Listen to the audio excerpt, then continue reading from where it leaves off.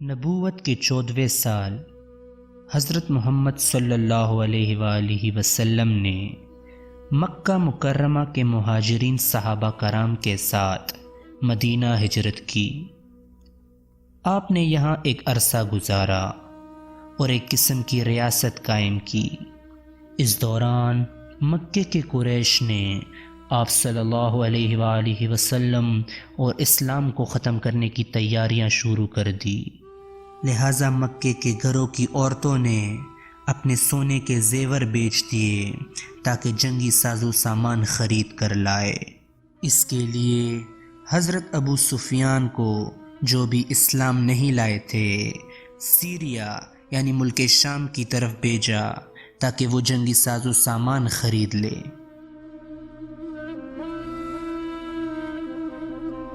جب یہ 40 آدمیوں کا کاروان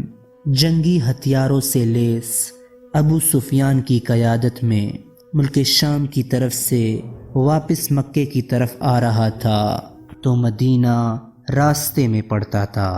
لہٰذا جب اس کاروان کی خبر آپ صلی اللہ علیہ وآلہ وسلم تک پہنچی تو آپ صحابہ کرام کے ساتھ مسجد نبوی میں بیٹھے مشورہ کر رہے تھے اور فیصلہ کر لیا کہ چونکہ یہ ہتھیار یہ ہمارے خلاف استعمال کرنے کے لیے خرید لائے ہیں، لہٰذا ہم انہی ہتھیاروں کو ان سے ضبط کر لیں گے تو یہ ہمارے فائدے میں بہتر ہے۔ لہٰذا آپ صلی اللہ علیہ وآلہ وسلم بغیر کسی تیاری کے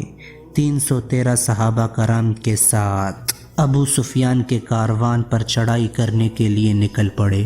حضرت ابو سفیان بہت ذہین تھے، انہیں اندیشہ تھا کہ شاید مدینہ والے ہم پر چڑھائی کر دے، لہٰذا وہ معلومات اور تحقیق کے لیے اپنے قافلے سے نکلے اور ایک کنویں کے پاس پہنچے، جہاں انہوں نے کھجور کی ایک گٹھلی دیکھی اور کہا کہ یہ یثرب یعنی مدینے کی گٹھلی ہے، لہٰذا وہ سمجھ گئے کہ محمد صلی اللہ علیہ وآلہ وسلم اپنے ساتھیوں کے ساتھ ہمارے قافلے پر حملہ کرنے کے لیے نکل پڑے ہیں، لہٰذا انہوں نے اپنے کاروان کا رخ ینبوک کی طرف کیا اور ایک لمبا راستہ اختیار کر کے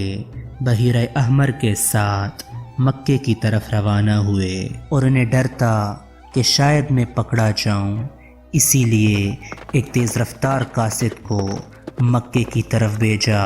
تاکہ وہ وہاں اعلان کر دے کہ ہمارے قافلے کی خیر نہیں۔ اس پر مکہ کے قریش آگ بگولا ہو گئے اور انہوں نے آپ صلی اللہ علیہ وآلہ وسلم اور ان کے ساتھیوں کے خلاف 1000 کا لشکر مدینہ روانہ کیا۔ جب اس لشکر نے آدھا رستہ طے کر لیا تو ابو سفیان کا پیغام آیا کہ اب وہ مدینہ والوں کے حدود سے باہر نکل چکا ہے، لہٰذا اپنے لشکر کو پیچھے ہٹا لیں۔ اس پر کچھ قریش کے سردار نے کہا کہ اب ہم پیچھے ہٹ جاتے ہیں، لیکن بدبخت ابو جہل نے کہا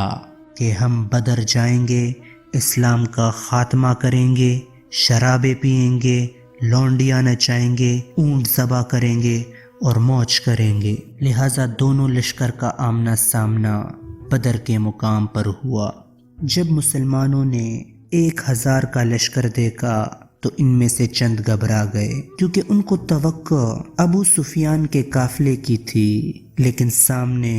ابو جہل 1000 کے لشکر کے ساتھ کھڑا تھا۔ اب آپ صلی اللہ علیہ وآلہ وسلم نے جب مسلمانوں کو خوف میں دیکھا تو آپ نے کہا کہ بولو کیا کرنا ہے، لڑنا ہے یا واپس جانا ہے؟ تو مقداد بن اسود جو کہ مہاجرین تھے وہ کھڑے ہوئے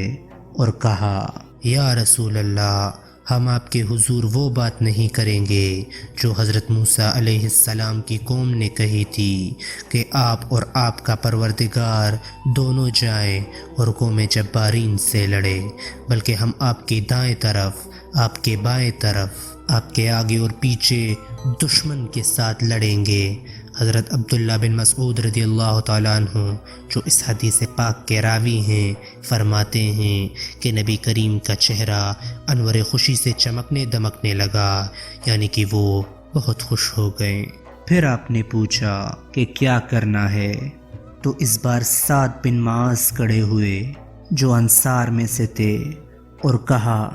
کہ یا رسول اللہ، ہم سوچ رہے تھے کہ مہاجرین ہمارے بھائی ہیں تو وہ ہماری طرف سے بھی بات کر رہے ہیں، لیکن مقداد کے جواب کے بعد بھی آپ کا پوچھنا، یعنی کہ آپ مطلب ہم انصار سے پوچھنا چاہتے ہیں، تو ہمارا جواب ہے قسم ہے اس ذات اقدس کی جس کے قبضے اور قدرت میں میری جان ہے، اگر آپ حکم فرمائیں کہ ہم گھوڑوں کو سمندر میں ڈال دیں تو ہم ضرور سمندر میں کود پڑیں گے، اور اگر آپ حکم فرمائیں کہ ہم گھوڑوں کو برق الغماد میں، جو کہ حبشہ کے شہروں میں سے ایک شہر ہے، تک بگا دے تو ہم ہر طرح سے آپ کے حکم کے تابع ہیں، ہم میں سے کوئی ایک بھی حکم کی خلاف ورزی نہ کرے گا۔ اس پر حضور صلی اللہ علیہ وآلہ وسلم نے ان کے لیے دعائے خیر فرمائی، لہٰذا آپ نے صفیں درست کروائی اور حکم دیا کہ جب تک وہ حملہ نہ کرے ہم میں سے کوئی حملہ نہیں کرے گا۔ اب کفار کی طرف سے عتبہ بن ربیع،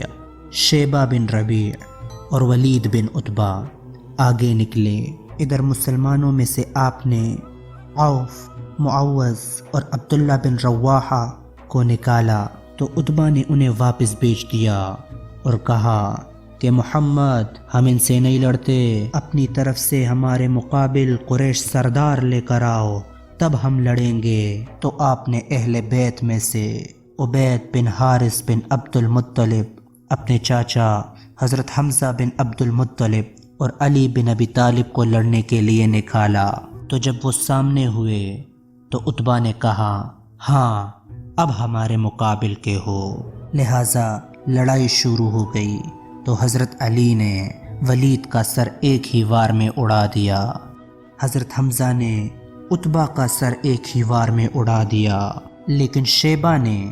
حضرت عبید کو تلوار ماری تو ان کا پاؤں کٹ گیا۔ تو پھر حضرت علی اور حضرت حمزہ نے مل کر شیبہ کا سر اڑا دیا۔ پھر دونوں حضرت عبیدہ کو آپ صلی اللہ علیہ وآلہ وسلم کے پاس لے کر آئے۔ حضرت عبیدہ نے آپ سے کہا کہ یا رسول اللہ، کیا میں شہید ہوں؟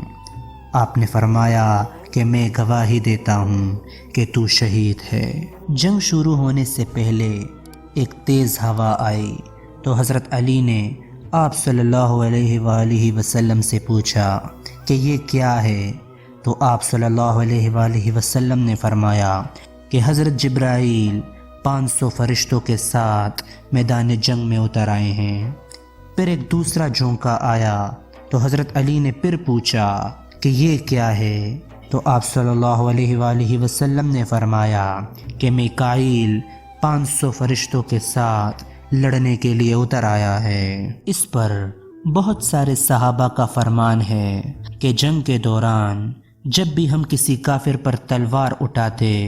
تو اس سے پہلے ہی اس کی گردن کٹ گئی ہوتی، یعنی کہ فرشتے ان کے سر پہلے سے کاٹتے تھے۔ جب تینوں سردار گر پڑے تو ابو جہل نے کہا کہ حملہ کرو، لہٰذا جب کفار کا لشکر مسلمانوں کی جانب آ رہا تھا تو آپ نے حکم دیا کہ ابھی تیر نہ چلاؤ، جب وہ زد میں آ جائے تب تیر چلانا، لہٰذا پھر تیر چلائے گئے۔ پھر آپ نے ایک مٹھی بھر ریت اٹھائی اور کفار کی جانب پھینک دی، جو سارے کفار کی آنکھوں میں چلی گئی۔ مسلمانوں کو اللہ کریم نے فتح عظیم سے نوازا۔ مسلمانوں میں صرف 14 جانصاروں نے جام شہادت نوش کیا، جن میں 6 مہاجر اور باقی انصار تھے، لیکن دوسری طرف قریش کی اصل طاقت ٹوٹ گئی اور روسائے قریش جو اپنی قوم میں بہادری میں مشہور اور قبائل کے سپہ سالار تھے، ایک ایک کر کے مارے گئے۔ ان میں عتبہ، ابو جہل، ابو البختری،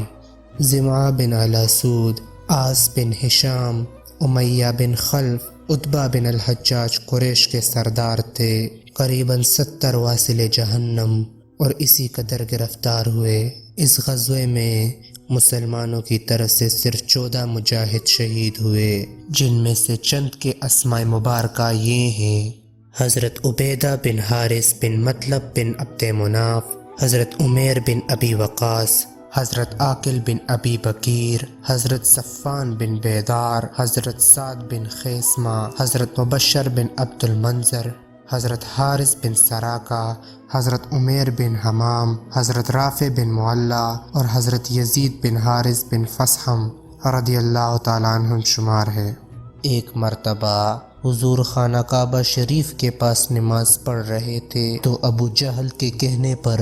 عتبہ بن معیط نے سرکار کائنات کی پشت مبارک پر اونٹ کی اوجڑی رکھ دی، جسے خاتون جنت حضرت سیدہ بی بی فاطمہ نے ہٹایا۔ حضرت عبداللہ بن مسعود فرماتے ہیں وہاں سرکار کائنات نے بیت اللہ شریف خانہ کعبہ کی طرف رخ انور فرمایا اور قریش کے لوگوں مثلا شیبہ بن ربیع، عتبہ بن ربیع، ولید بن عتبہ اور ابو جہل بن ہشام کے خلاف دعا فرمائی۔ فرماتے ہیں خدا گواہ ہے میں نے ان لوگوں کی لاشوں کو بدر کے میدان میں شدت کی گرمی میں سڑتے ہوئے بدبودار دیکھا۔ اس دن بڑی گرمی تھی۔